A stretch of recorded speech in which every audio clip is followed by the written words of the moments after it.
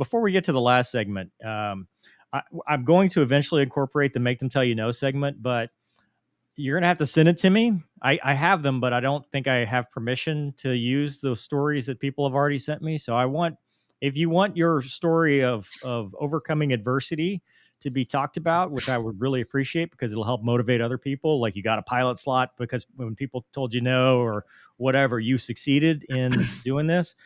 Send it to me, cwlemoyne.com, and we'll talk about it. One thing I will say, which I'm hoping eventually we'll be able to bring to the channel, uh, now is probably your best time if you want to be a fighter pilot in the United States military.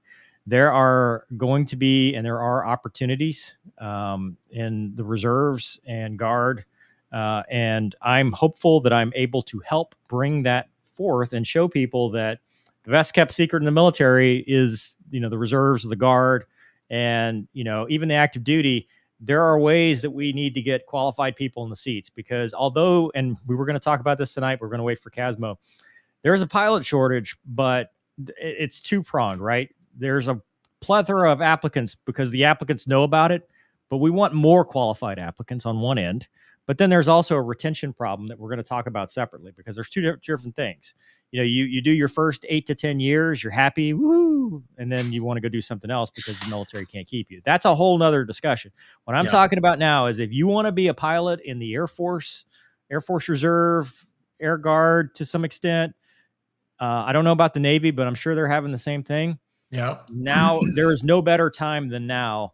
You have to make them tell you no.